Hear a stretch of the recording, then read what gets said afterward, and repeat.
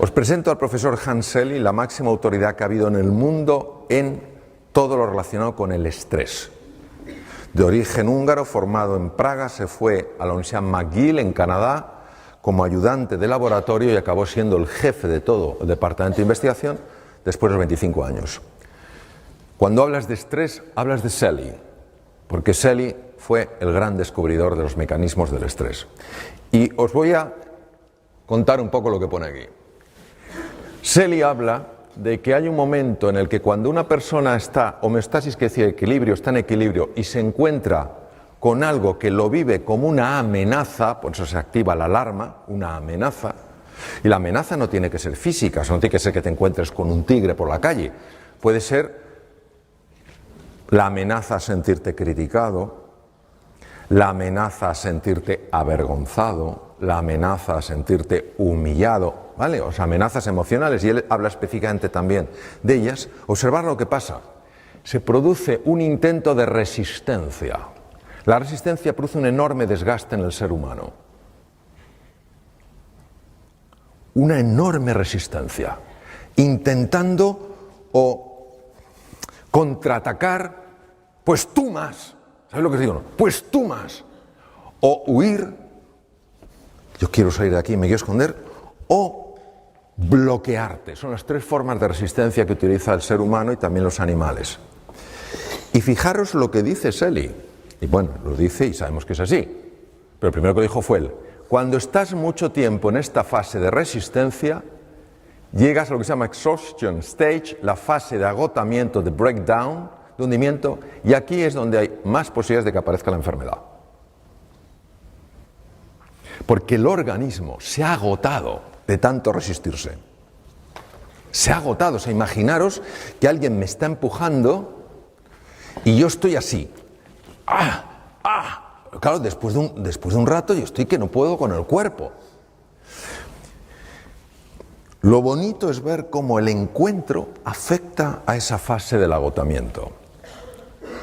Cuando una persona se siente amenazada, se siente en peligro, y ya no estamos hablando del peligro físico, que puede darse, pero más difícil en nuestro mundo, cuando se siente amenazada emocionalmente, pues yo no voy a ser capaz de salir adelante, o esto es demasiado difícil, o yo soy poca cosa, el mundo me supera. Cuando una persona se siente amenazada, no que esté amenazada, que se sienta amenazada, se produce lo que se llama una disregulación del sistema nervioso simpático y parasimpático. Muy fácilmente explicar lo siguiente.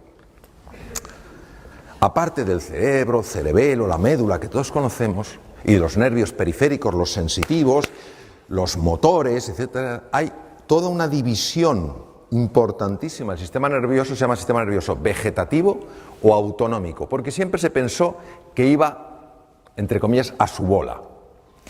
Y tiene dos ramas, tiene el simpático y el parasimpático. El simpático es el encargado de activarse en situaciones de alarma, situaciones de peligro. ¿Por qué? Porque, por ejemplo, lleva la sangre a los músculos. Si nos persigue un tigre, imaginaros, cuando éramos en la época del Paleolítico, si nos persigue un tigre dientes de sable, la sangre donde tiene que ir es a los músculos para correr más, no al tubo digestivo. A nadie se le ocurre que si te persigue un tigre dientes de sable y pasas debajo de una higuera llena de higos maduros, digas, qué maduros que están, hagamos una paradita. Porque claro, el tigre dientes de sable dice, me lo como, pero además es que se merece que me lo coma. Pues claro, bien, entonces, ¿qué quiere decir? Que el sistema nervioso simpático se activa en situaciones de alarma, situaciones de amenaza.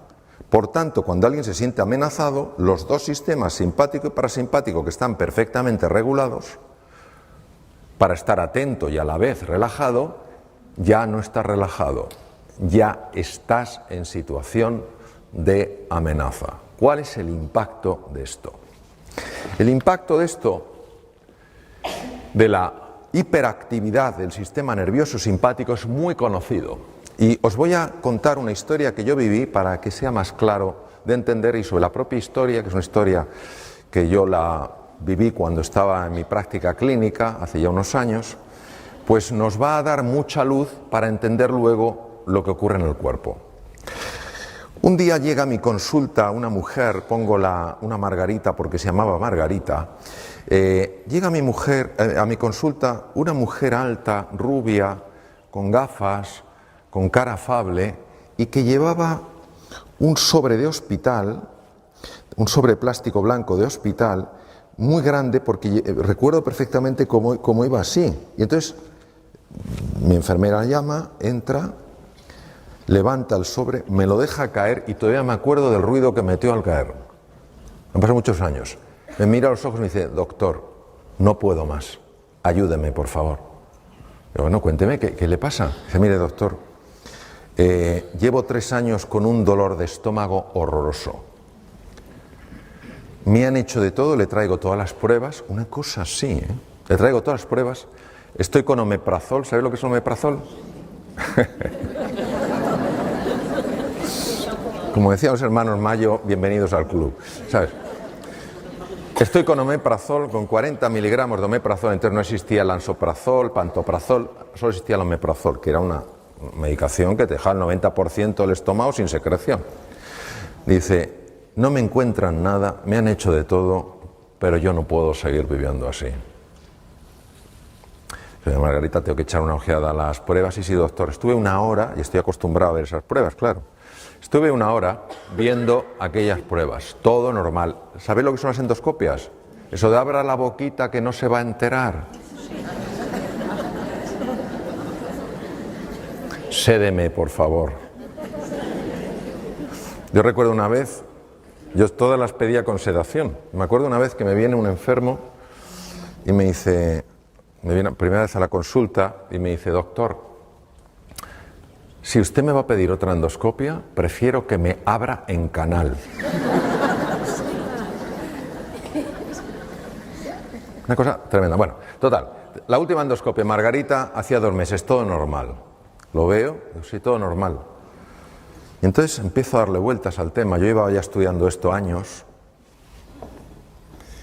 y le digo, Margarita, ¿hay algo a usted que le afecte mucho emocionalmente, que lo esté viviendo como una situación de amenaza o algo así? Y se queda ella mirando y dice, no, doctor, yo estoy casada, tengo mis hijos, todo va bien, están todos bien, sanos, gracias a Dios. Tengo, en fin, en casa no pasamos apuro económico, no hay nada. Digo, no me refiero a algo que realmente a usted le haya generado un gran susto o una gran preocupación, sino algo que cada día o casi todos los días le genere un poco de tensión, un poco de desagrado. Entonces se queda callada y dice, sí, doctor, hay algo. Digo, ¿qué? Dice, mi jefe, no le soporto. Y en ese momento me vino como un insight, dije, Margarita, ya tengo una posible solución para usted. Y nunca lo olvidaré. Me dice, doctor, ¿me va a subir el omeprazol? Digo, Margarita, está usted a dosis máxima, no le puedo subir el omeprazol. Y va y me pide como en tono suplicatorio, ¿me pedirá entonces otra endoscopia? O sea, nadie me ha pedido así una endoscopia. Como si fuera un regalo navideño. Dije, pero Margarita, si la última se la han hecho hace 2 meses. Dice, entonces, ¿qué me puede ofrecer usted? Le dije, pues mire, le ofrezco lo siguiente. Le ofrezco que a partir de ahora, cada vez... Ahora no se oye, ahora sí. No sé qué pasa, se va. Me voy a quedar así, si veis que me quedo... Si veis que me quedo así, no es que me haya pasado nada raro. Es que tengo miedo que no se me oiga. Bien, voy a enganchar esto, por si acaso, para no tanto giro. Bien. Le digo, Margarita, creo que tengo una solución para usted. Me dice eso, endoscopia, digo, no. Cada vez que vaya a la oficina a partir de ahora, durante 2 semanas, y vea a su jefe, le va a sonreír. Se me queda como la tumba de Tutankamón. Vamos, como la momia. Se me queda así. Yo me imagino, no me lo dijo, me imagino que estaría pensando, qué mala suerte tengo. No solamente me encuentro con un incompetente, sino que además es imbécil. Se queda así, se recupera un poco, hay un silencio, y entonces me mira y me dice, doctor, cambia el tono. Cambió el tono. Sacó uñas. Sí. Doctor, mi jefe no se lo merece. Y yo le dije, no es por él, es por usted. Y me dijo, no me va a salir. Y le dije, pues finja. Se me queda así como diciendo, prepárese que esto es como el frontón. Usted me da, yo soy una pared. Usted me da, es una pared. Y me dice, doctor, es que lo que usted me pide... Se puso como enfadada. Lo que me pide usted es tan raro. Y tal cual. Y dije, Margarita, es que no le puedo ofrecer otra cosa. Entonces ella se fue muy decepcionada. Le dije, 2 semanas, Margarita. Ella me miró como diciendo, usted a mí no me ve el pelo más. Total, se va. Yo doy por hecho, totalmente por hecho, que Margarita no va a volver.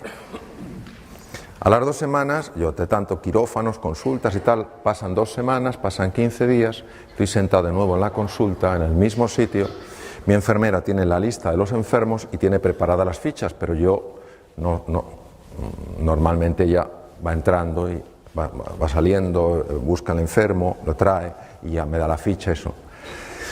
Empiezan a pasar enfermos y entonces sale y resulta que fuera estaba Margarita.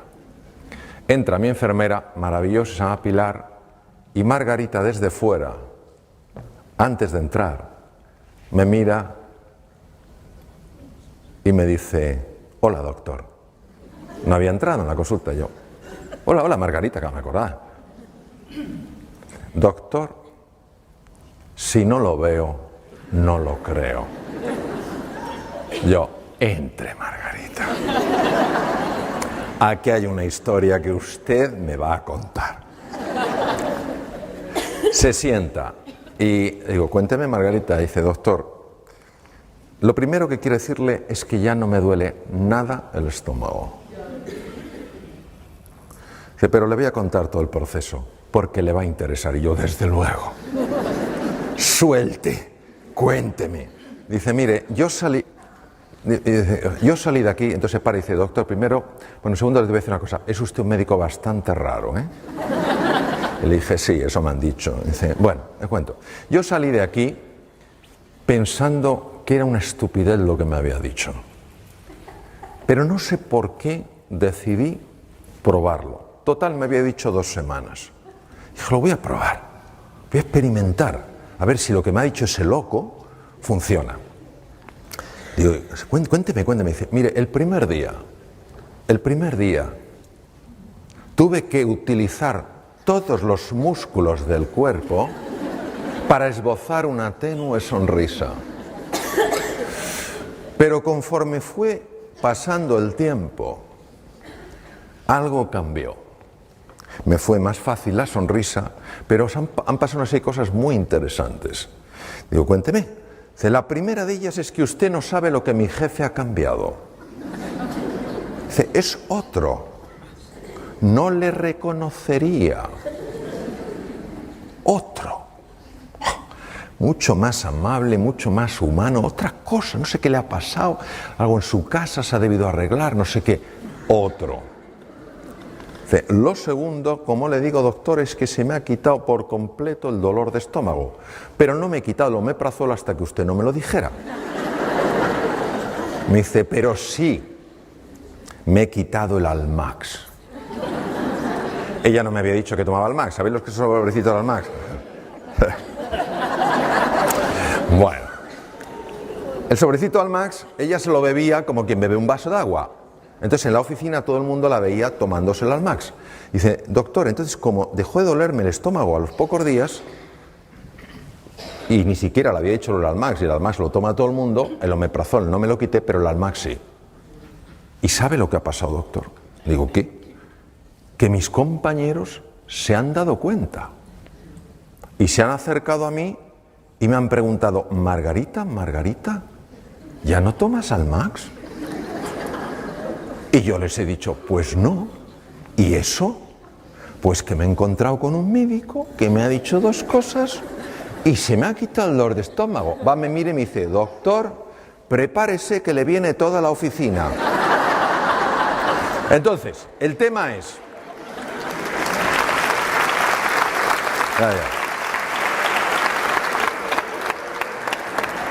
Uno se pregunta, ¿cómo es posible esto? Y ya tenemos una explicación. Tenemos una explicación de por qué el omeprazol no hacía nada y tenemos una explicación de por qué su jefe cambió. Y la explicación ya se conoce. Cuando una persona se siente amenazada, se activan unos núcleos en el cerebro que se llaman amígdalas. Siempre digo lo mismo, pero es que no quiero que haya confusión. Cuando hablo de amígdalas en el cerebro, no estas. Porque en una ocasión, con un grupo de pocas personas, no llevaba imágenes, no llevaba cerebros, que a veces llevo cerebro, empecé a hablar de las amígdalas y una persona empezó a ponerse súper pálida. Y yo digo, este se me cae redondo. Digo, ¿qué le está pasando? Digo, oye, ¿te encuentras bien? Y me dice, no. Digo, ¿pero qué te pasa? Y dice, que estoy entendiendo toda mi vida. Y ya no tiene remedio. Me las quitaron de pequeño. Vean, la confusión viene de que amígdala en griego es almendra y se parecen a estas, pero no son estas. Están en el cerebro. Es nuestro detector de amenaza. Cuando la amígdala se activa ante la percepción de una amenaza, lo primero que hace es robar sangre de la parte anterior del cerebro, lo cual produce cambios muy importantes en la percepción de nuestros recursos, porque al activarse la amígdala y reducirse el aporte de sangre a la zona anterior del cerebro, se pierde capacidad de comprender, se pierde capacidad de aprender, se pierde capacidad de ser creativo y se pierde capacidad de tomar buenas decisiones. Por eso cuando tú, Blas, antes hablabas del sentido positivo de la vida, incluso en la enfermedad, es muy importante porque si tú la enfermedad solo la vives como una amenaza, no podrás encontrar recursos naturales que tienes que te pueden ayudar a tomar vías que favorezcan la curación, porque ni siquiera las verás. Por eso un niño, una niña en un colegio, en una escuela, un estudiante en una universidad, donde sea, una persona en una empresa, que se sientan amenazados, no que estén amenazados, que se sientan amenazados porque no hay una cultura de encuentro, de cordialidad, de afecto, y activen estos centros, no importa lo inteligentes que sean, no podrán comprender, no podrán aprender, no podrán ser creativos. No porque no lo tengan, sino porque cuando se activan las amígdalas, el riego de la zona anterior del cerebro se reduce. Y esto explica perfectamente por qué determinados jóvenes que no van bien en un contexto y no aprenden, cuando les cambias el contexto, les cambias la forma de enseñanza, aprenden y aprenden muy deprisa. Pero es que el efecto en el cuerpo es también muy marcado, y uno de los efectos es en el estómago. Cuando una persona se siente amenazada, y Margarita se sentía amenazada por su jefe, que no necesariamente la estaba amenazando, pero ella se sentía amenazada, el sistema nervioso simpático hace exactamente lo mismo que si te persiguiera un tigre. El tubo digestivo lo paraliza. ¿Entendéis? Porque no te vas a poner a comer si te persigue un tigre. ¿Qué pasa con un estómago que se paraliza? Un estómago que se paraliza es un estómago a través del cual la comida no puede fluir bien. La comida, cuando no fluye bien, se estanca. Cuando se estanca, se pudre. Cuando se pudre, fermenta. Cuando fermenta, produce gas. ¿Qué hace el gas? Hincha las paredes del estómago. No hay medicación, bueno, algunas que te reducen el gas, pero el omeprazol, por más que te baje el ácido, si el problema no es el ácido, el problema es la dilatación del estómago. En el momento en el que Margarita empezó a buscar el encuentro al principio con una tenue sonrisa forzada, estaba mandando al cerebro un mensaje: tú no sonríes en presencia de la amenaza. ¿Os imagináis el tigre y que digas tú, ¡oh, qué oportunidad! ¡Oh, charlemos! No. Entonces, el simple hecho de el propio cuerpo disponerlo para el encuentro, y la sonrisa es así, es suficiente para que el sistema nervioso simpático se desconecte y se active el parasimpático. ¿Por qué se le quitó el dolor a Margarita? Porque el estómago empezó a funcionar. Ella no tenía ningún problema de estómago, por eso en las endoscopias no se veía nada, no había nada. Porque la dilatación no se ve en la endoscopia. Bien. Cuando al profesor Hanseli, del que os he hablado, le entrevistaron porque se hizo muy famoso, en una de las entrevistas de radio le hicieron una pregunta normal. Su respuesta fue singular. Estamos hablando de un fisiólogo puro que se pasó 25 años en laboratorios. No estamos hablando de un místico, no estamos hablando de alguien, de un filósofo, no estamos hablando de un gran humanista, hablamos de un biólogo puro. Le preguntaron, profesor Selly, ¿qué es lo que podemos hacer en una sociedad tan distresada? El distrés es el estrés negativo, como el de Margarita, el que daña. ¿Qué podemos hacer en una sociedad tan distresada para bajarlo? Contestación de Hanseli: ganarse el amor de su vecino. ¿Cómo es posible que este hombre fuera capaz de intuir cosas que se han descubierto muchos años después? Parte de la genialidad de él. Hoy en día sabemos que cuando una persona se encuentra con otra, con estos lazos de afecto, de cordialidad, de voluntad, de cooperación, automáticamente el cerebro produce una sustancia llamada beta-endorfina. Es un analgésico natural potentísimo. Capaz. Es como si tuviera algo y dijera, vuelve al centro, que te estás yendo. Capaz de reducir el dolor físico. Se sabe que es real, se sabe que es beta-endorfina real, no es algo imaginario, porque se bloquea con naloxona.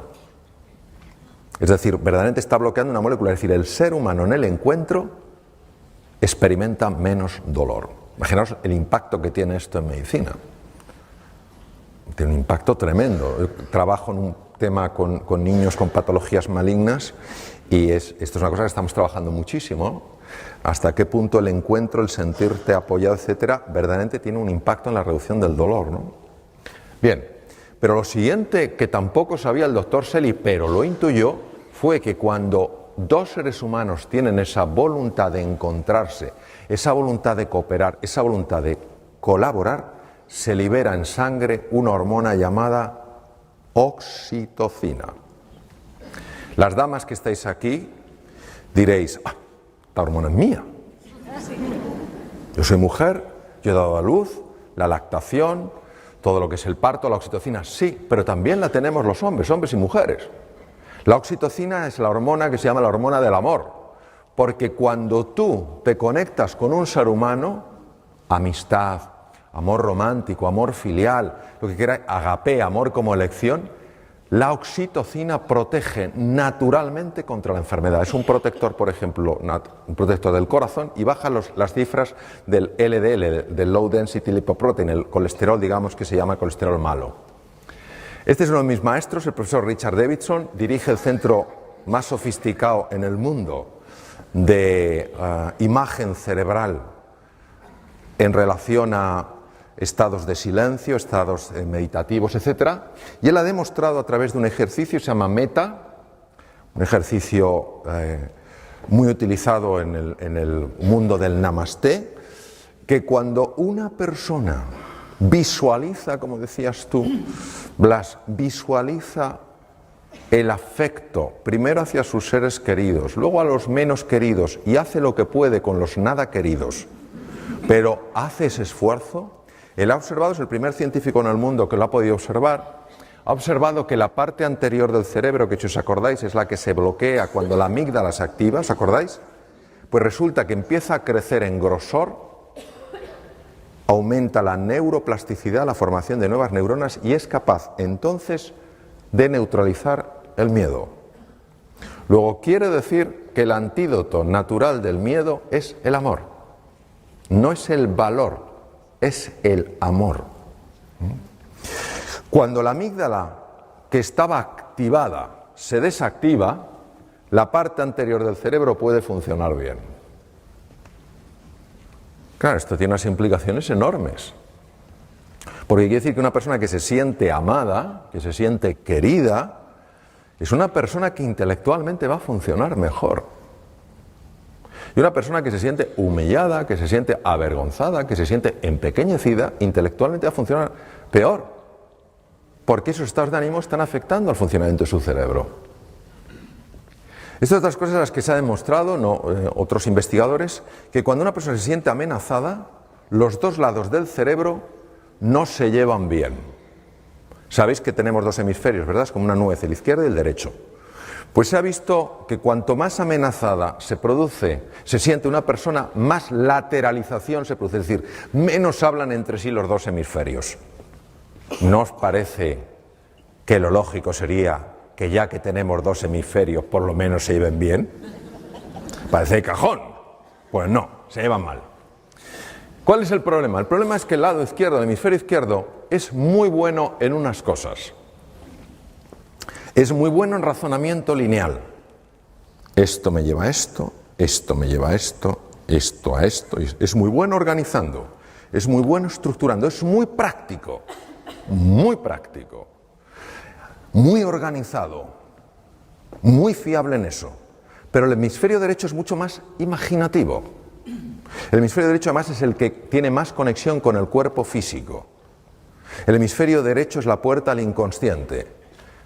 Claro, nosotros necesitamos a los dos, necesitamos al soñador y al hacedor. Necesitamos al imaginativo y al práctico. Necesitamos a los dos. Cuando una persona se siente amenazada, los dos hemisferios se desenganchan. Curioso. A nivel del corazón, se ha visto que el amor, el desarrollar este deseo, no pensemos en un amor azucarado, te amo. No, estamos hablando de algo como forma de ser y de estar en la vida, muy en la línea de lo que tú has comentado, Blas, es decir, tu deseo de siempre buscar lo mejor en la otra persona. Y por supuesto en ti. Cuando tú haces eso, se observa algo interesantísimo. Nosotros para ver el ritmo del corazón usábamos el electrocardiograma, pero resulta que es muy vasto para medir la dimensión de la que os voy a hablar. Y ahora existe una metodología mucho más fina que permite ver lo que se llaman las alteraciones finas del ritmo cardíaco. Y observamos, por ejemplo, que cuando una persona está estresada porque se siente amenazada, aunque el electrocardiograma parezca normal, cuando tú lo haces mucho más fino, la lupa es mucho más precisa, observas las enormes irregularidades. Pero cuando la persona activa el otro sistema, el parasimpático, que es el que se activa en el encuentro, fijaros qué ritmo más curioso toma el corazón. Esto se ha asociado con mayor longitud de vida. Se llama coherencia cardíaca. La coherencia cardíaca hace que el corazón funcione mejor y el corazón tiene su propio cerebro, Emite un campo electromagnético hasta 3 metros de distancia, se ha medido. Y está alterando todas las células del cuerpo. Que el corazón funcione así está afectando a todas las células.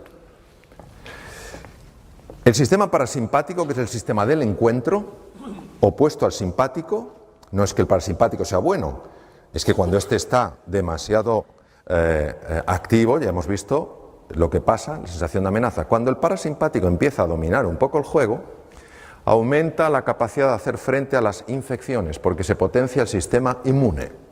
Esto es muy importante cara a la enfermedad. Se reduce la producción de radicales libres. Veréis, un radical libre, nosotros sabéis que usamos el oxígeno para producir energía, pero pagamos un precio. Lo mismo que para venir aquí de Alicante ha habido que ir por una carretera de peaje y se paga un precio, y preferirías no pagarlo, pero si no pasas por ahí, para poder utilizar oxígeno y obtener energía pagamos un precio. Ese precio es la producción de unas cosas que se llaman radicales libres. ¿Qué es un radical libre? El radical libre es una molécula muy inestable que le falta un electrón y necesita robar el electrón. ¿Cómo roba el electrón? Bombardeando otras células para robarle los electrones. Esto genera muerte celular, daño en pared celular, en membrana celular, envejecimiento temprano y mutaciones. Pues el encuentro, la activación del parasimpático, reduce la producción de radicales libres. Lo que veis ahí en las puntitas de los cromosomas se llaman los telómeros, y uno de los descubrimientos más importantes que se han hecho jamás en genética. El telómero se descubrió con microscopía electrónica. En los extremos de los cromosomas, lo que veis en color rojo, no se sabía muy bien lo que hacía. Los cromosomas son como unos estuches donde está el ácido, el DNA, el ácido desoxirribonucleico enrollado, el material genético.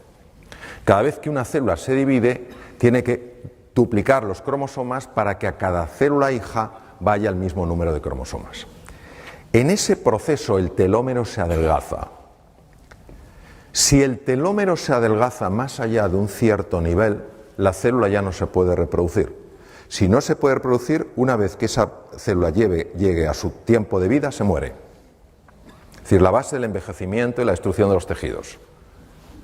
Sorprendentemente, observaron que algo misterioso reparaba los telómeros y no sabían lo que era. Hasta que una investigadora australiana y un equipo de investigadores norteamericanos, la doctora Elizabeth Blackburn, demostró que es una estructura enzimática llamada la telomerasa. 2009 es el año en el que ella ganó el Premio Nobel de Medicina y Fisiología por el descubrimiento de la telomerasa. Elizabeth Blackburn estudió a madres que tenían niños con patologías cerebrales que exigían una atención constante. Algunas de estas madres tenían la ayuda de sus maridos, de la comunidad, pero había algunas que estaban totalmente solas haciendo frente a ese desafío. Habían volcado toda su vida en el cuidado de su hijo, de su hija, que había nacido así, ¿vale? Localizó a estas madres que se sentían solas en su lucha. Les extrajo sangre y midió tamaño de telómeros y cifra de telomerasa. Tamaño de los telómeros era muy bajo, cifras de telomerasa bajas. Esto, la implicación, es un acortamiento de la vida. ¿Entendéis por lo que he explicado? Se le ocurrió que a todas esas madres que ella había localizado de motu propio, ponerlas en contacto para que hablaran, para que pudieran compartir sus penas y sus alegrías, para sentirse comprendidas. De nuevo la presencia del encuentro, del amor. Meses después, Elizabeth Blackburn volvió a sacarle sangre. Los telómeros tenían longitud normal y la cifra de telomerasa se había normalizado. El centro más importante del mundo de investigación en monos, el mono que se utiliza ahora es el macaco, que es el mono que parece que ha hecho la mili, porque tiene el pelo como rasurado así, ¿sabes? Por el chimpancé ya prácticamente no se utiliza, lógicamente. Entonces, el centro más importante del mundo está en Estados Unidos. Hicieron la prueba de separar a monitos de sus madres y de sus familias y criarlos solos. Los monitos se volvieron muy agresivos y bloquearon la expresión de dos genes. Bueno, un montón de genes, pero de dos familias de genes. La familia de genes que protege de las infecciones el sistema inmune, cada vez estaban malos, cada 2 por 3, y genes que afectan al desarrollo de la inteligencia del simio. Era la primera vez que se documentaba que la falta de afecto tenía este impacto. Entonces eligieron una pareja de monos ya adultos muy cariñosos, muy achuchones, como vosotros los de Cambi, de abrazo. Entonces pusieron a esos monitos que no habían expresado genes de la inteligencia de simio ni genes del sistema inmune a interaccionar con estos monos amables y cariñosos. Meses después, estos monos habían transformado su conducta, mucho más sociables, los pequeños, más sociables, pero es que además les sacaron sangre y vieron que ahora sí expresaban los genes de protección del sistema inmune y los genes de desarrollo intelectual en el macaco, que hace que resuelvan cosas que si no, no pueden. Impresionante. Es decir, nunca es tarde para amar y nunca es tarde para esperar un efecto del amor. No importa el pasado que una persona haya tenido. Primero, gracias Jordi por esa presentación tan cariñosa. Gracias, María, y a todo el equipo de Plataforma. Y es verdad que estos son momentos donde nos replanteamos todos muchas cosas, muchas cosas. Nos replanteamos lo que vale la pena en la vida, nos replanteamos nuestra relación con el miedo, nuestra relación con la incertidumbre, nos replanteamos el valor de la ilusión, el valor del entusiasmo y, cómo no, la necesidad de reinventarse, de reconectar con esa grandeza que tenemos en nuestro interior. Cuando Jordi me planteó la posibilidad de dirigirme a todos vosotros, busqué dos campos que a mí me encantan. Uno es el campo de la literatura. Me parece que la literatura nos abre mundos.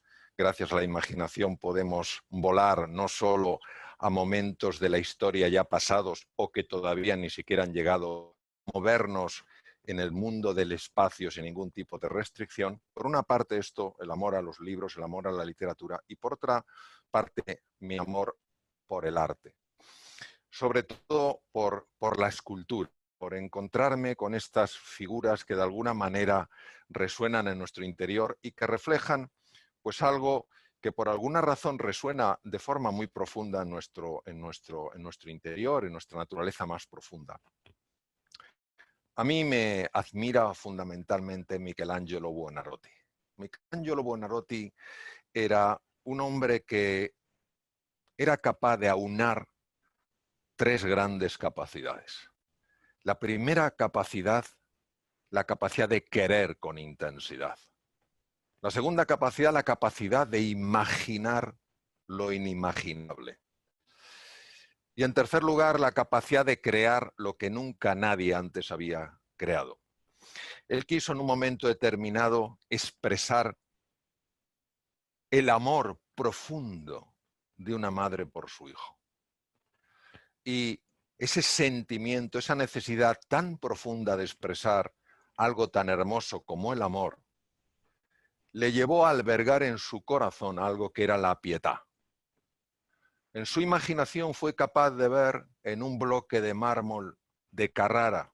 Hemos de recordar que muchos de los bloques de mármol de las canteras de Carrara que le llegaban a Miguel Ángel eran defectuosos. Eran defectuosos porque había una relación bastante complicada en aquella época con el Papa Julio II, que tenía un gran poder. Pero eso no importó. Michelangelo era capaz de imaginar la pietà encerrada en ese bloque de mármol de Carrara.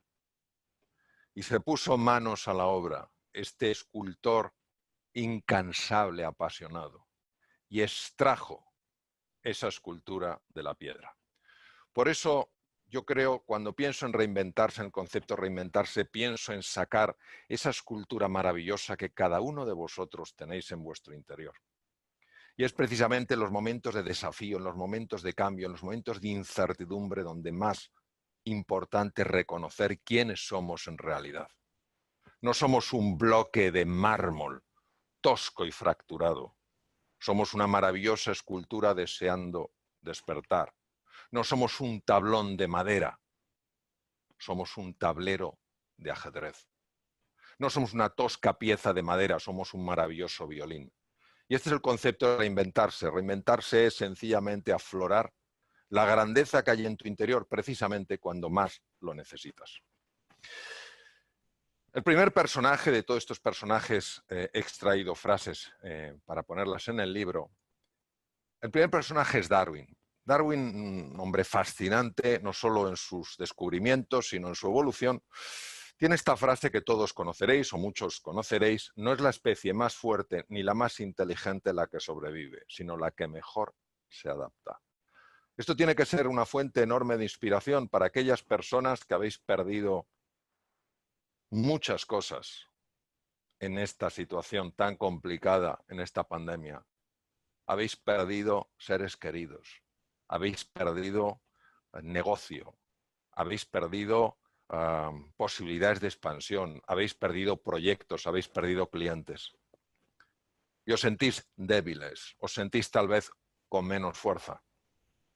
O a lo mejor pensáis que no habéis sido lo suficientemente inteligentes para verlas venir, para prevenir, para prepararos. Bueno, Esto no nos tiene que importar demasiado si seguimos un poco las indicaciones de Charles Darwin. Porque las personas que van a salir adelante, las personas que van a florecer, son las que aprendan a adaptarse, aunque su negocio se haya reducido, aunque sus proyectos se hayan hecho más pequeñitos, aunque hayan cometido errores. Y esto tiene que ser la chispa que nos encienda por dentro y nos haga sentir que este mundo nuevo en el que estamos es un mundo de oportunidad.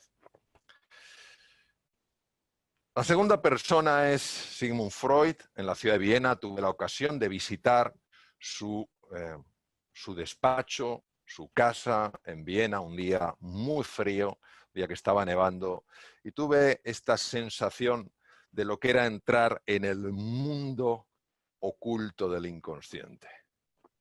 Es curioso porque Freud tiene algunas frases que verdaderamente tocan muy hondo y que se han revelado como verdaderamente auténticas. Fijaos lo que dijo: detrás de la depresión está la agresión vuelta contra uno mismo. Trataros con enorme compasión, con enorme cariño. Si hay momentos en los que os veis hundidos, que os veis tristes, que os veis desesperanzados, que os sentís impotentes, no hagáis leña del árbol caído, porque ese árbol se va a volver a levantar. Sus raíces son demasiado profundas como para quedar yaciendo en el suelo. No utilicéis el lenguaje para atacaros, para culparos, todo lo contrario, para animaros. Este es el momento donde el dedo acusador tiene que dar paso a la mano que se ofrece para ayudar a levantarte. Porque si no, lo que nos va a pasar es esto, que vamos a acabar todos deprimidos porque nos vamos a atacar por nuestra falta de eficiencia, nos pasamos las horas pegados al ordenador y parece que cunde la mitad, etcétera, etcétera. Bueno, es el momento de quererte profundamente. ¿Cómo no el gran Lao Tzu? Estamos viendo personas que fueron grandes escritores. Lao Tzu creó un tratado espectacular, el Tao Te Ching. Y fijaros cómo nos avisa. Por eso se llama la filosofía perenne, porque nunca caduca. En la búsqueda del aprendizaje, y ahora todos tenemos que aprender, el analfabetismo no consistirá en no saber leer y escribir, consistirá en no ser capaz de aprender cosas nuevas. Fijaos lo que dice. En la búsqueda del aprendizaje cada día se consigue algo. En la búsqueda del Tao. ¿El Tao qué es? El Tao es la felicidad, es el equilibrio, es la ilusión, es el entusiasmo, es lo que no conoce barreras. Cada día se deja algo. Tendremos que dejar caer nuestro orgullo. Tendremos que dejar caer nuestra prepotencia. Tendremos que dejar caer nuestra sensación de que todo lo sabemos y que no hay que pedir ayuda, para que así pueda emerger de nuestro interior la humildad, el hambre de cooperar, el hambre de ayudar, el coraje, el valor. Dejamos caer algo para que puedan hacer algo de mucho más valor. Tenemos a la Madre Teresa. La Madre Teresa no escribió, que yo sepa, ningún libro, pero sí se han escrito muchos libros acerca de su vida y por eso me ha parecido, aparte que la cito en el libro, me ha parecido que tiene que estar con nosotros.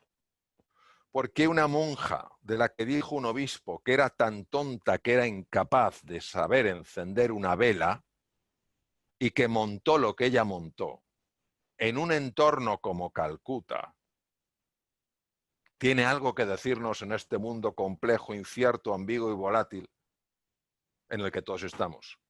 Y fijaros lo que dice, y me recuerda bastante lo que dice Lao Tzu.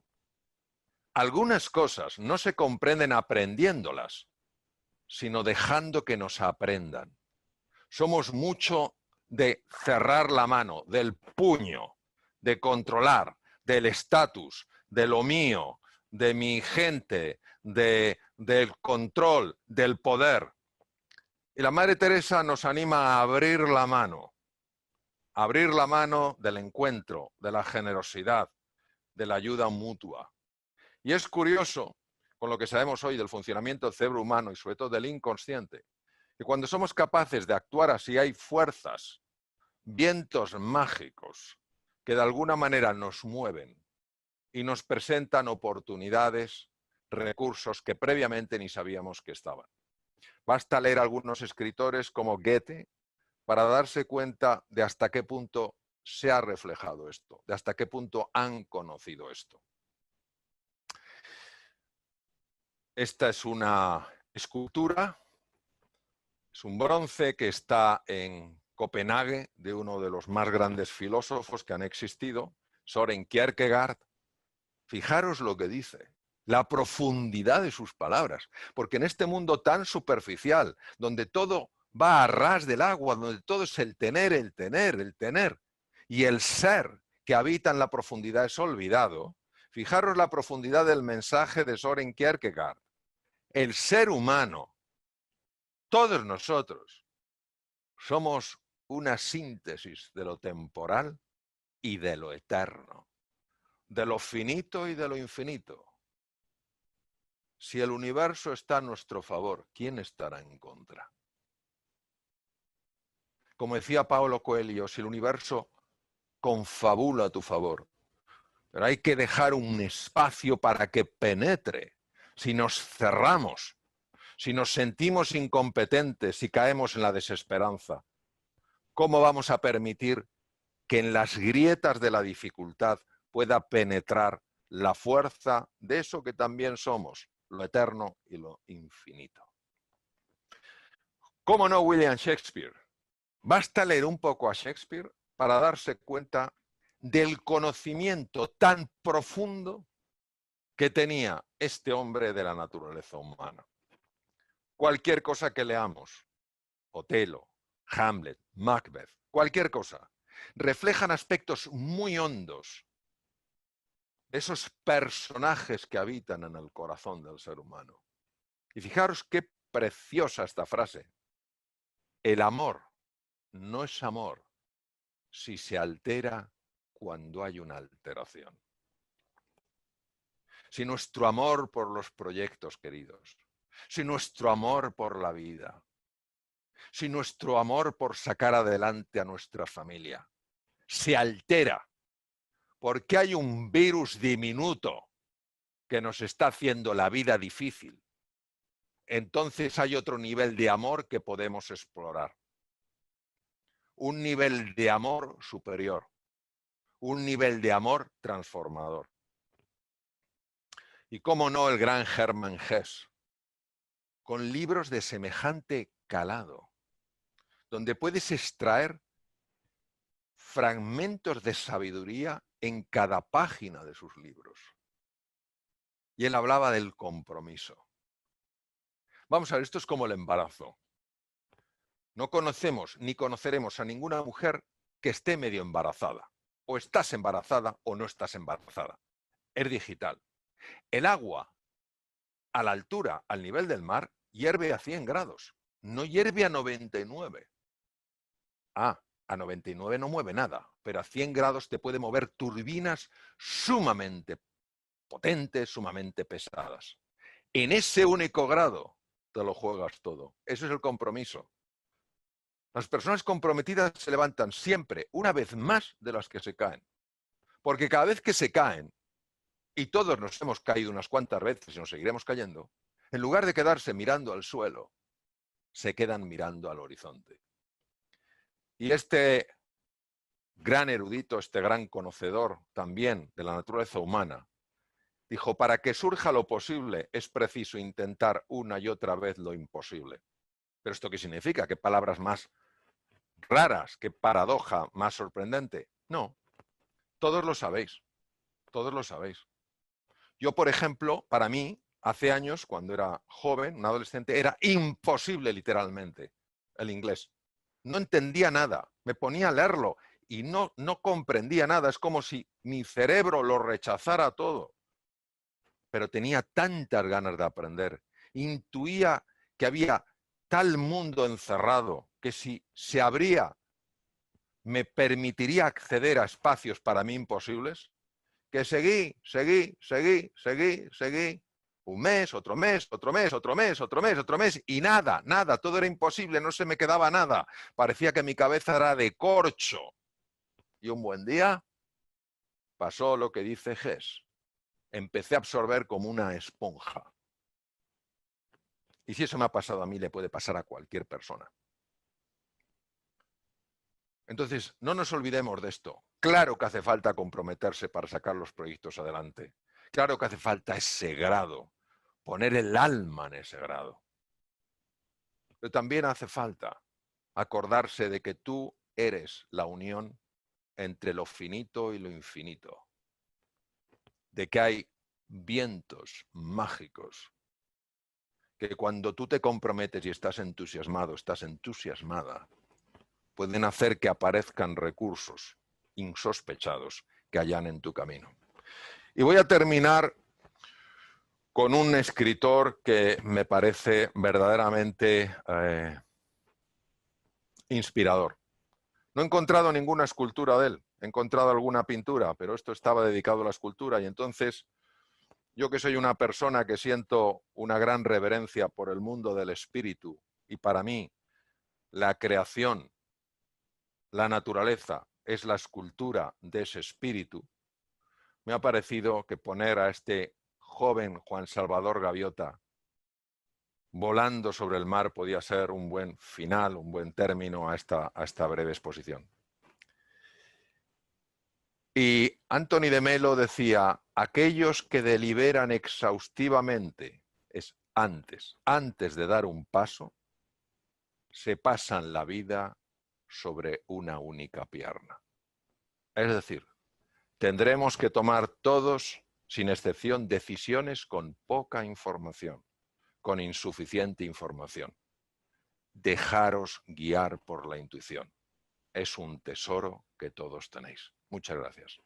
Empecé a estudiar esto, ahora tengo 61 años, con 17 años, gracias a un libro escrito desde el campo de la medicina que hablaba de que los médicos griegos hace 2500 años, el gran padre Hipócrates entre ellos, el padre de la medicina, el juramento hipocrático que os sonará, habían descubierto algo absolutamente sorprendente.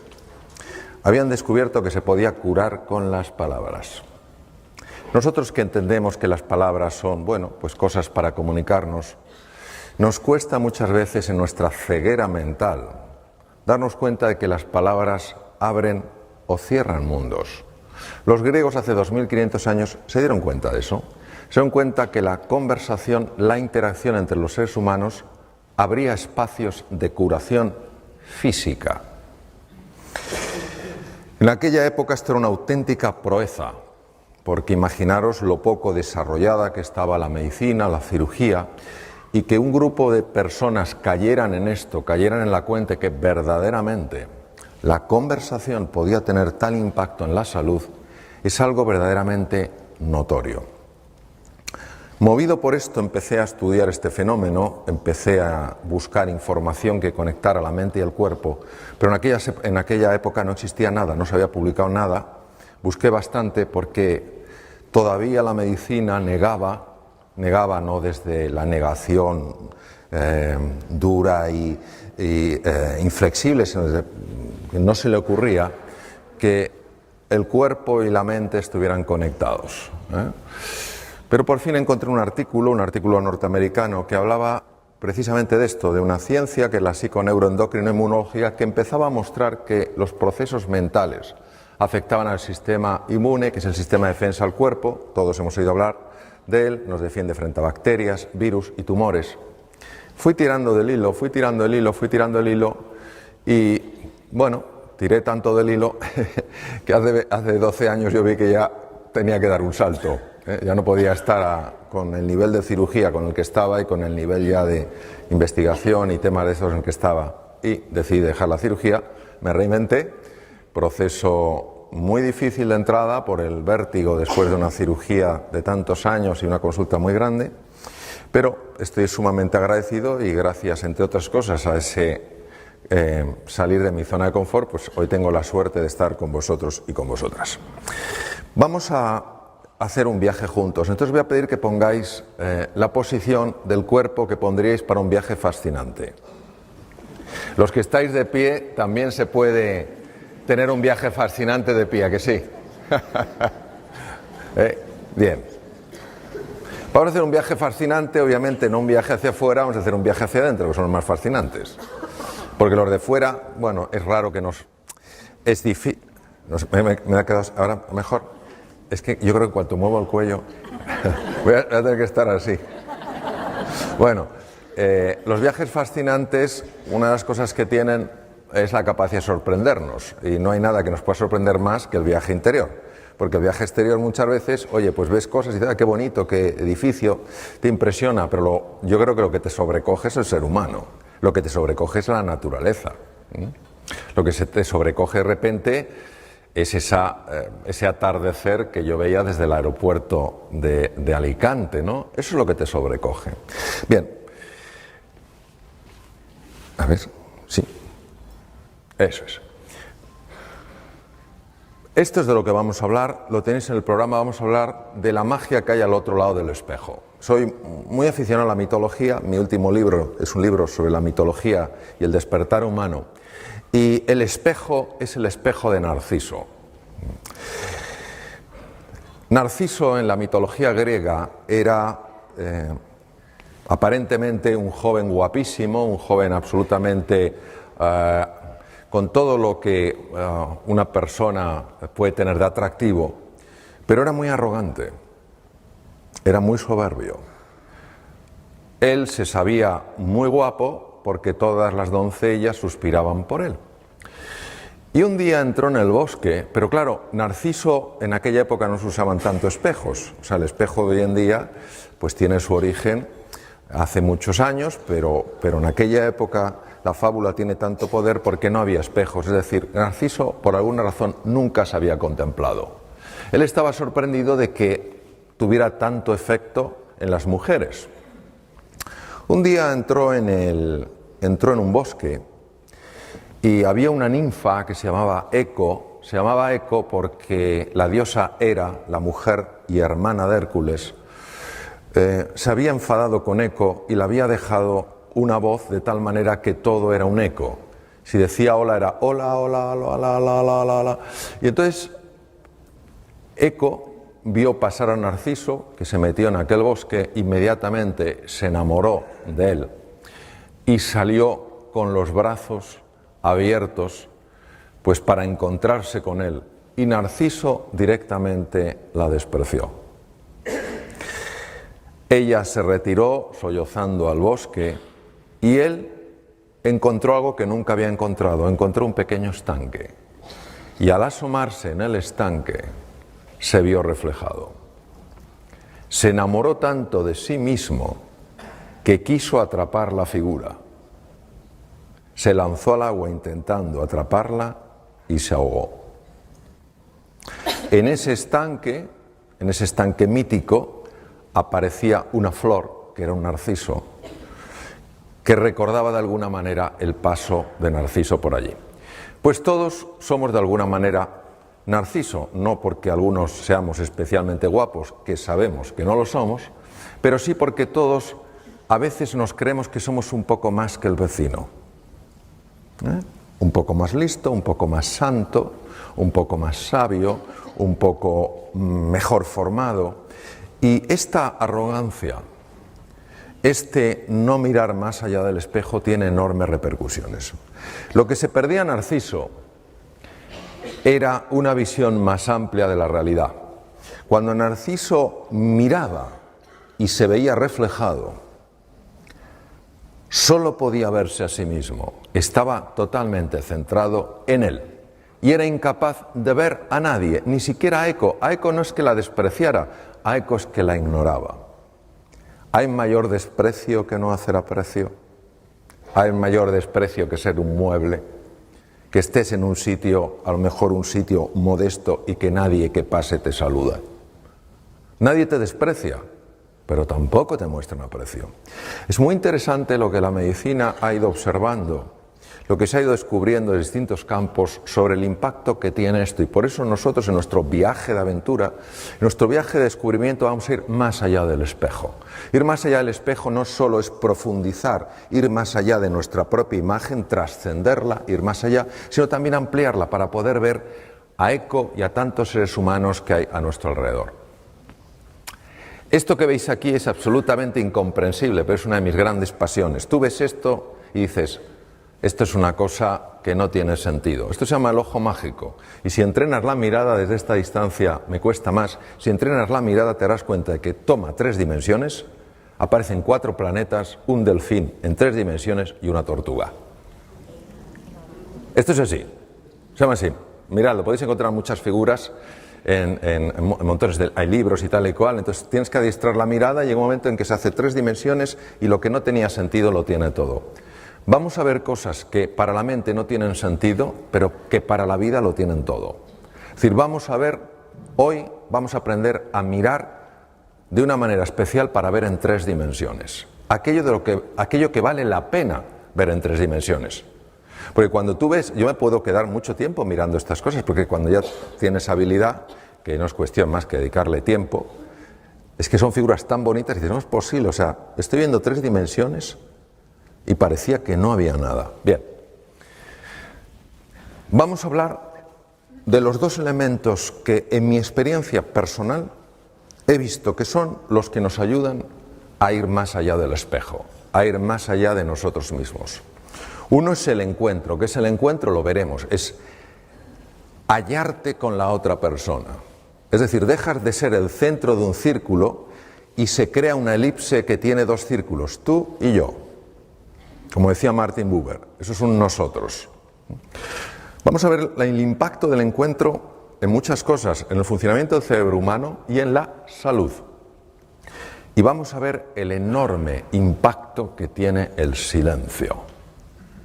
Algo que para nosotros ha perdido como todo el valor. Esto es como el sueño. O sea, yo recuerdo hace muchos años en Madrid un cartel de una bebida que no comentaré que decía, ya dormirás bastante cuando te mueras. Dormir poco es sumamente dañino para la salud, sumamente dañino para la salud. El sueño no es una pérdida de tiempo, el sueño es un momento de reparación del organismo. Y hay muy pocas personas que realmente puedan dormir menos de 7 horas y estar bien. No digo que no las haya, hay muy pocas. Pues lo mismo pasa con el silencio y lo vamos a explorar juntos. ¿Cuál es el opuesto al encuentro? La rivalidad. No la competitividad, la rivalidad. ¿Entendéis la diferencia, no? La rivalidad tiene una connotación diferente a la competitividad. La rivalidad tiene un toque distinto. El otro es mi rival, es mi enemigo. Estoy enfrentado a él, estoy enfrentado a ella. Y el segundo es el ruido y las prisas. Los datos no se publican porque no es políticamente correcto a nivel mundial contarlos, pero si supierais cómo está escalando la ansiedad y la depresión.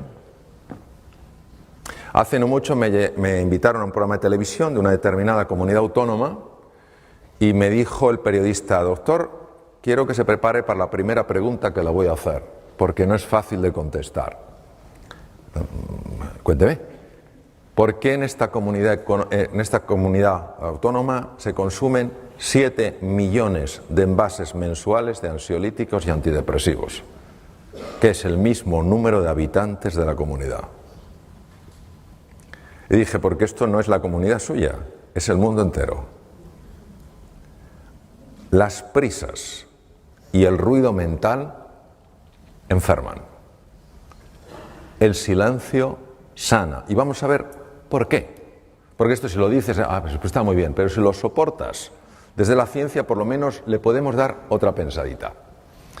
Vamos a hablar del encuentro. ¿Qué es el encuentro? El encuentro es cuando tú tienes una intención real de aproximarte a otro ser humano, tienes una voluntad de cooperación, no sabes en qué vas a cooperar, pero tienes una voluntad de cooperación, hay un deseo de comprender de verdad a la otra persona, hay una disposición a escuchar. Escuchar es bastante complicado porque la mente mete mucho ruido y entonces uno no escucha porque está pensando cómo responder y por eso es una cosa que hay que entrenar. Y generosidad en el contribuir. generosidad en el dar. Que recibes de vuelta, estupendo, pero no lo haces por recibir de vuelta, lo haces porque quieres vivir así. Nosotros vamos a través de ejemplos, a través de metáforas, a través de ciertas explicaciones, vamos a profundizar en eso que hace al encuentro tan saludable psicológica y biológicamente a la persona. No juzgar desde nuestro propio marco de referencia. Todos tenemos un marco de referencia, todos tenemos una experiencia a la vida, una manera de ver las cosas. Es inherente al vivir. Y tendemos a filtrar todo lo que llega de acuerdo a ese marco de referencia. Y os voy a poner un ejemplo contándoos una historia sobre la que luego trabajaremos para que entendamos un poco esto cómo opera.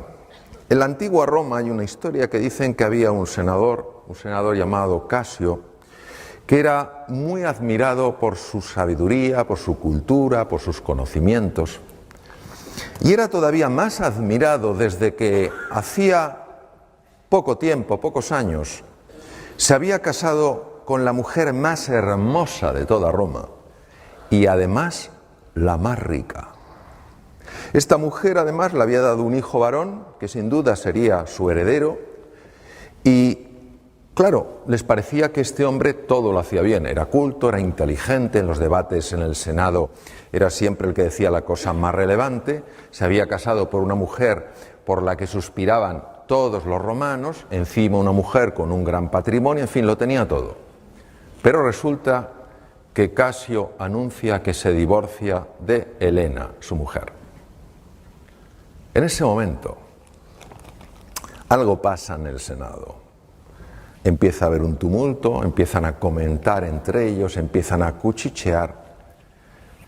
Y algunos de los que se llamaban sus amigos caen en la cuenta de que se han equivocado juzgando a este senador, que para nada es tan sabio ni es tan listo, sino que es un imbécil, porque solo un imbécil se podía haber divorciado de una mujer tan hermosa y tan rica como Helena. Un día, los tres amigos, supuestamente amigos, que más criticaban, a escondidas por supuesto al senador, estaban hablando en una calle de Roma,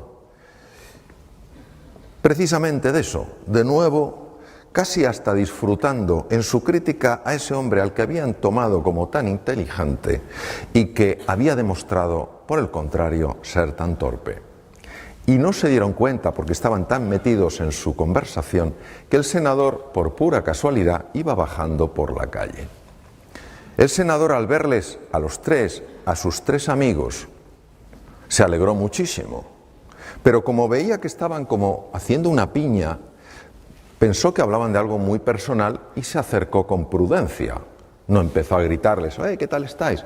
Se acercó con prudencia, se acercó lo suficiente para escuchar con perfecta claridad cómo le criticaban. De repente, uno de los tres notó la presencia del senador. Senador, pero ¿por qué no nos has dicho que estabas aquí? En fin, tenías que habernos avisado. ¿De qué hablabais? El hombre sabía perfectamente que lo había oído todo. Por tanto, no podía disimular. Y dijo, senador, tienes que entendernos. En fin, no digo que sea correcto lo que hemos hecho, pero tienes que entendernos, hombre. Siempre te habíamos tomado por una persona muy sensata, muy sabia, y claro, no, comprende que nos ha descolocado que te hayas divorciado de Helena, una mujer por la que suspiraba toda Roma. El senador no contestó. El senador se agachó, se quitó una sandalia y se la dio. Dime qué te parece mi sandalia. El hombre cogió la sandalia.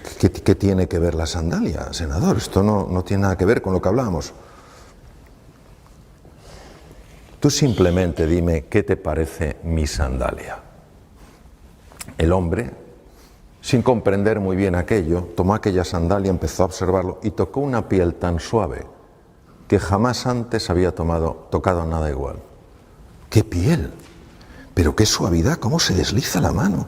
Jamás toqué una piel tan suave. Y entonces se fijó en la hebilla, una hebilla de oro, oro macizo, con una orfebrería, con una filigrana tan compleja, que jamás había visto a nadie capaz de hacer algo tan exquisito. Dijo, ¿y esta hebilla? ¿Esta orfebrería? ¿De dónde puede salir algo tan perfecto? Y devolviéndosela al senador le dijo, senador, sin duda es el mejor calzado que se puede encontrar en todo el Imperio Romano. Y entonces el senador le dijo, ah, sí, entonces tú me podrás decir en qué punto me molesta mi sandalia al andar. Esto es lo que nos pasa muchas veces, es decir, independientemente no es un justificar si la razón fue o no fue. Es que aquella sandalia aparentemente tan bella no era cómoda, pero había que convivir con ella para verlo. Tener en cuenta que cuando hablamos del encuentro no hablamos de estar de acuerdo, estamos hablando de entender a la otra persona. Platón, el discípulo más afamado de Sócrates, el otro fue Jenofonte, decía, sé amable pues cada persona con la que te cruzas está librando su ardua batalla. No lo sabemos. No sabemos por lo que está pasando el ser humano. No sabemos si está en un invierno en su vida. Y a lo mejor eso, no digo que justifique, pero sí explica su enfado, su irascibilidad. Cada persona tiene su historia y cada uno sabe cuánto le pesan y le duelen sus heridas. Si realmente queremos crear una conexión emocional, tenemos que comprender y apreciar su mundo, no juzgarlo. Tampoco hay que estar de acuerdo, no hay por qué estar de acuerdo con que él, el senador, se divorcie de Helena o se deje divorciar. Se trata de comprender su mundo. Y para ello, creo que lo primero es hacer preguntas desde el verdadero interés y la curiosidad. Los senadores, sus amigos, dieron por hecho algo, sin siquiera haber hecho la mínima investigación. La mínima. Eran amigos del senador, le podían haber cogido aparte y decirle, senador, somos tus amigos, podemos tener una conversación privada así, oye, mira, nos ha sorprendido esto, ¿qué es lo que ha pasado? Y el senador habría sentido que se le daba una oportunidad para expresarse, una oportunidad para expresar su sentir. La mayor parte de las personas no necesitamos que nos den la razón, necesitamos sentirnos escuchadas y comprendidas. Lo segundo, escuchar para conectar con su mundo, sentimientos y necesidades. No podemos, veréis, la escucha es un proceso que a nivel cerebral no se puede dividir. No se puede dividir. Si estás con la escucha dividida, con la atención dividida, la tienes empobrecida, sí o sí. Es que el cerebro funciona así. Pero es tan importante la atención enfocada. Cuando una persona está hablando, yo recuerdo, estuve en Los Ángeles formándome con una persona que se llama el Dr. Poster, y es un hombre con bastante juventud acumulada, puede tener unos 82, 83 años, y es un hombre muy gracioso porque va con un gorrito galés, es norteamericano, pero va con una gorra galesa y va así, va despacito, tal cual, aunque hay gente con esa edad, mi madre tiene 89 y va a pilates, o sea, pero él iba así. Pero cuando se sienta, eso hay que verlo, se transforma. Cuando se sienta a escuchar, entonces una ocasión yo le vi en un ejercicio de escucha con una psicoterapeuta, solo estábamos médicos, psicoterapeutas, estábamos con él trabajando, le vi algo asombroso. Yo jamás había visto a nadie escuchar así, nunca en mi vida. Era algo que se podía tocar, sentir, palpar, indescriptible con el lenguaje, inefable, no se puede escribir con palabras. Pero tuvo un efecto increíble porque aquella psicoterapeuta, que seguro que hacía un papel estupendo, como todo ser humano arrastraba heridas, salió una herida cuando tenía 5 años. El nivel de escucha de este hombre me produjo tal impacto que le dije, profesor Poster, yo he visto algo extraordinario, me gustaría que me dijera, a ver Mario, ¿qué es? Digo, yo le he visto escuchar a usted como no he visto escuchar a nadie en mi vida. ¿Cómo lo hace? Y va el hombre, y como diciendo, aquí va a haber suspense. Y me dice, es que cuando yo me siento frente a alguien, Mario, no dejo que algo se siente conmigo. Y se calla. Le digo, mire usted, yo me he hecho 14.000 kilómetros para venir por aquí, para venir con usted. No es suficiente. Diga más cosas. Dígame qué es lo que no deja que se siente con usted. Y me dijo, la preocupación. Cuando yo me siento con una persona, no dejo que a mi lado se siente la preocupación. ¿Preocupación de qué? De otras cosas que tengo que hacer, de lo que tenía que haber hecho, de lo que tendré que hacer. Y luego afortunadamente siguió y me dijo, cuando yo me siento delante de un ser humano, quiero claramente transmitirle a esa persona que ella para mí, en ese momento, es todo mi mundo. A ver, estamos en familia. Cuando alguien te presta atención de esa manera, ¿cómo no te vas a sentir valioso? Te sientes como la joya de la corona. Pero cuando alguien no te presta atención de esa manera, lo que el ser humano siente, lo que uno siente es, no debo valer mucho cuando se me presta tan poca atención. Procesos automáticos, por cierto. Haz que se sienta comprendida. Sencillamente. Son cosas muy sencillas, pero nada fáciles, porque la mente interfiere. Por eso es la importancia del silencio. ¿Por qué es tan importante el encuentro? ¿Cómo nos afecta la rivalidad? Nada de lo que vais a ver aquí lo aprendí en los 6 años de mi carrera de medicina, donde por cierto estudié mucho. Tuve que dar muchas vueltas por el mundo para enterarme de esto. Cuando creo que esto es esencial incorporarlo en todos los niveles de la sociedad.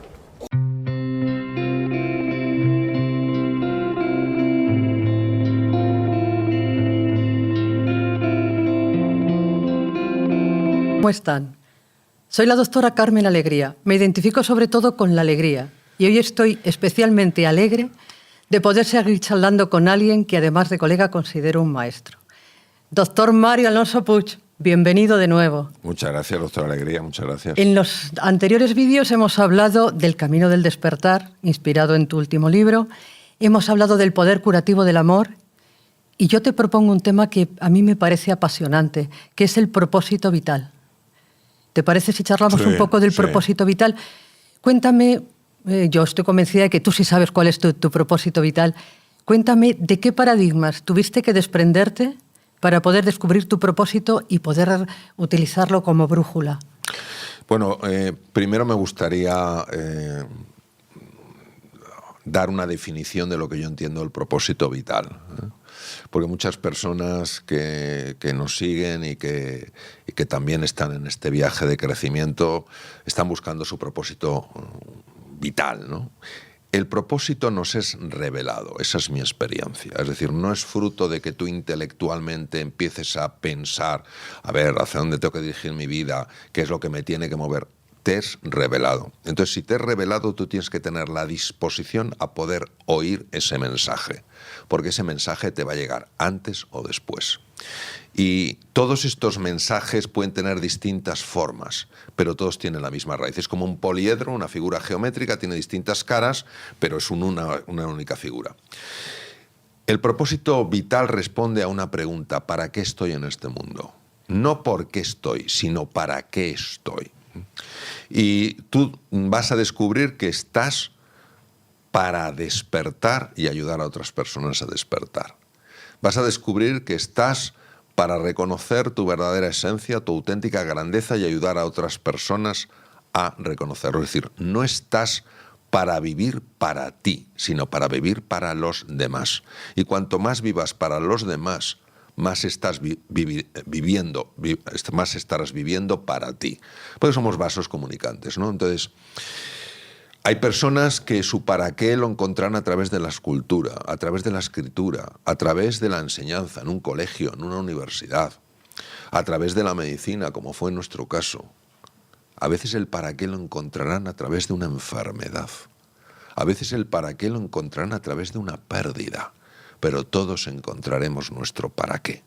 Cuando tú encuentras tu para qué, ya en ese momento tu vida toma una nueva dimensión, porque te sientes guiado, te sientes guiada en una determinada dirección. ¿Cuáles son los paradigmas que yo tuve que superar para descubrir mi para qué? El primer paradigma que tuve que superar fue pensar que mi propósito lo marcaba lo que a mí más me gustaba. A mí lo que me gustaba era seguir a Félix Rodríguez de la Fuente.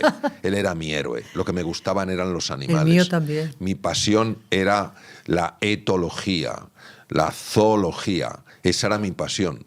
Y resulta que en mi camino se cruzó una experiencia no directa, indirecta, pero me afectó como si fuera directa, del sufrimiento humano, y entendí que mi propósito era reducir el sufrimiento humano, y por eso elegí medicina.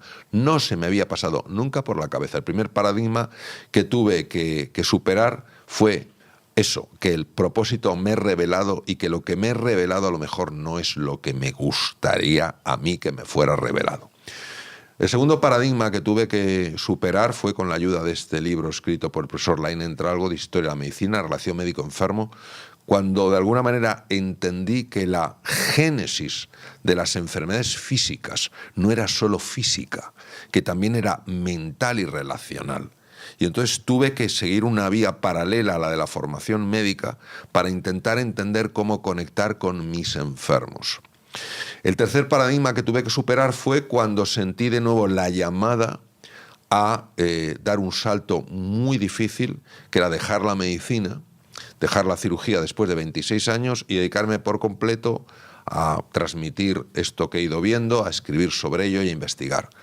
Y fue un paradigma porque me daba la sensación de que si yo dejaba la cirugía, lo que me aguardaba era un gran vacío, una incertidumbre difícil de sobrellevar. Y de hecho tenía tal angustia vital que no me la podía quitar. Y precisamente entrando en meditación se me fue revelado de una forma incuestionable que lo que iba a suceder tras ese salto aparentemente al vacío iba a ser el descubrimiento de un mundo de oportunidad, y efectivamente ha sido así. Entonces, a mí siempre me gustaría poner en valor que cuando nos encontremos frente a ese precipicio, a ese vértigo, que no pensemos que eso implica el fin del mundo, sino que a lo mejor puede suponer el nacimiento de un nuevo mundo. Gracias por compartir esos momentos de vértigo que tú dices que se han ido revelando, o mejor dicho, estaban ahí y has tenido que superarlos para que se revelara él. Qué bonita la palabra revelación, es que me parece que es como una conexión con lo divino. Y escuchándote se me ocurre preguntarte, entonces, ¿el propósito vital es algo estático o se va adaptando o siempre es el mismo? Decía el gran filósofo español José Ortega y Gasset, no somos un participio, sino que somos un gerundio, no estamos hechos del todo, sino que nos vamos haciendo. La línea es una línea, desde mi punto de vista, es la misma. Es decir, hay un para qué que nos abraza a todos. Estamos aquí para descubrir nuestra verdadera esencia, descubrir el poder transformador del amor, y abrazar a los demás como si fuéramos parte de la misma familia. Lo que ocurre es que a lo largo de la vida vas moviéndote por determinados lugares. Es decir, al mar vas a llegar sí o sí, pero vas a ir siguiendo como si fueras un río por distintos lugares. Vas a transitar unas veces entre rocas, otras veces por una llanura, otras veces por en medio de un bosque, pero al final vas a llegar al mismo sitio. Entonces, son etapas que se ven de forma diferente. Yo, durante 26 años de mi vida, mi ejercicio en la medicina tiene un enorme componente físico, por mi especialidad como cirujano. Ahora tiene un componente mucho más psicológico y anímico, aunque tenga connotaciones físicas. Entonces, el río está discurriendo por otro lugar. Qué bonito lo de que al mar vas a llegar, te pongas como te pongas. Te pongas como te pongas. Llegarás antes o después. Al mar, afortunadamente, vamos a llegar. Pero eso es una respuesta que da mucha esperanza. Claro. Porque cuando yo hablo con mis pacientes del propósito vital, siempre me dicen que qué tienen que hacer para que les llegue la respuesta. Y yo siempre les digo, no sé cuál es la respuesta, busca dentro de tu corazón. Pero realmente es fantástico porque ahora te voy a plagiar y les voy a decir, como dice el doctor Mario Alonso Puig, vas a llegar al mar, te pongas como te pongas, así que relájate. No, además sabes que lo importante no es lo que yo he dicho, sino cómo lo vas a decir tú. Mira, Eso es lo más tú dices importante. que eres un despertador, tu propósito vital es ser despertador. Cuando yo escuché lo de la palabra despertador, me acordé de un proverbio navajo que me gustó cuando lo leí la primera vez, que dice que no se puede despertar a quien finge estar dormido. Mi pregunta es, tú que eres un despertador, ¿cómo distingues a los que duermen, que sí pueden ser despertados, de los que fingen estar dormidos, que no hay manera de que se despierte? Fíjate, para mí lo más importante es que ese despertador, aunque sea un sencillo despertador, como es mi caso, sea tremendamente respetuoso con el durmiente. Es decir, una de las cosas que a mí nunca me ha gustado es cuando alguien te quiere despertar a la fuerza. Despertar ha de ser una propuesta, no ha de ser una exigencia. Entonces, si hay alguien que por lo que sea, que tiene sus razones, y yo no soy quien para discutirlas, no desea despertar a una realidad más amplia, más profunda, yo no por eso voy a dejar de intentar proponer ese despertar, pero lo que no puedo es exigirle. Tengo que respetar, por supuesto, que esa persona decida que no es o su momento o su manera. Yo, Carmen, he sido muy resistente a muchas cosas. Ten en cuenta que tuve la fortuna, cuando yo ejercía como cirujano en Boston, de conocer al primer científico en el mundo que trajo la meditación a Occidente, el profesor Herbert Benson.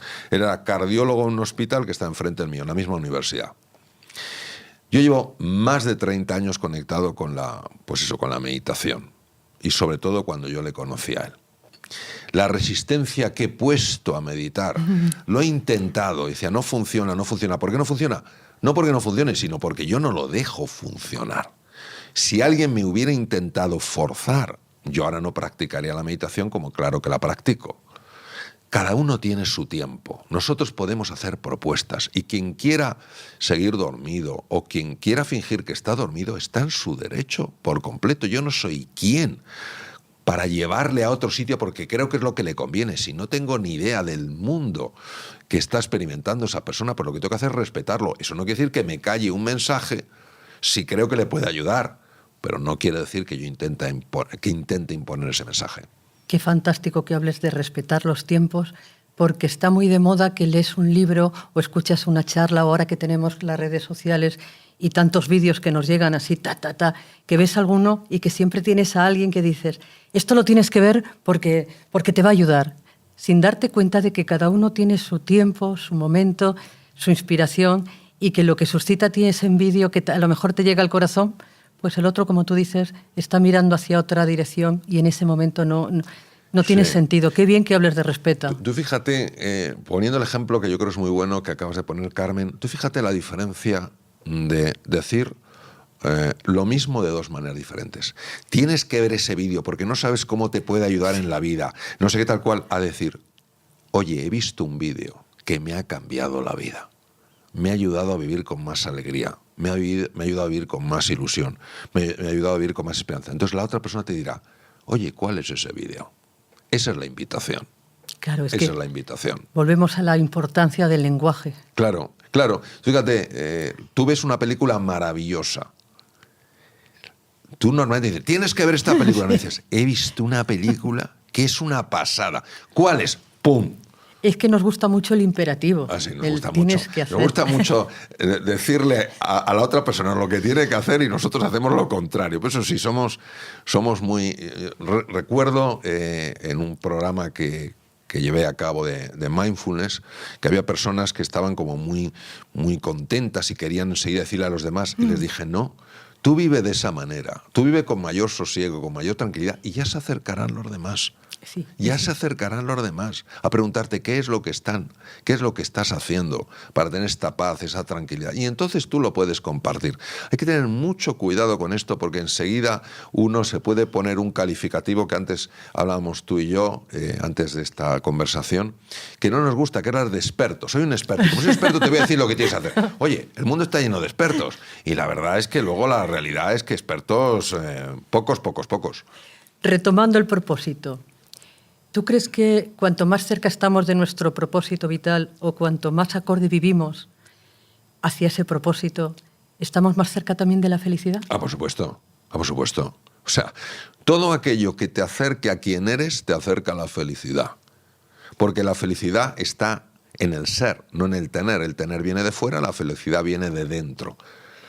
El ser, el propósito vital, el amor, el perdón, son parte de lo mismo. Y por eso la felicidad tiene una conexión directa con eso que eres. ¿Por qué muchas veces no somos felices? Porque no somos quienes somos. ¿Por qué no somos quienes somos? Porque nos parece demasiado bonito creer que en nuestro interior existe semejante belleza. Con eso volvemos otra vez a la importancia que tiene cerrar los ojos de fuera, saber mirar dentro, conectar con nuestra verdadera esencia, descubrir que esa esencia es amor. Y hablabas de la meditación. A mí me encanta la palabra, también has hablado de mindfulness, pero si te parece yo me voy a quedar con la palabra meditar, porque meditar y medicina me parece que tienen la misma raíz, esencia. sí. ¿Te parece que, como es un tema apasionante, sigamos charlando en un próximo vídeo? Me parece maravilloso, Carmen. Pues como siempre, gracias de corazón. Gracias a por ti. tus palabras que siempre son curativas y por ser como eres. Bueno, muchas gracias, Carmen. Gracias por estar viendo este vídeo, ojalá te esté gustando y sobre todo lo más importante, que te esté sirviendo. Si es así, te pediría que le des un like al vídeo y le des al botón de suscripción en el canal de YouTube para que así pueda seguir creando contenidos de calidad. Muchas gracias.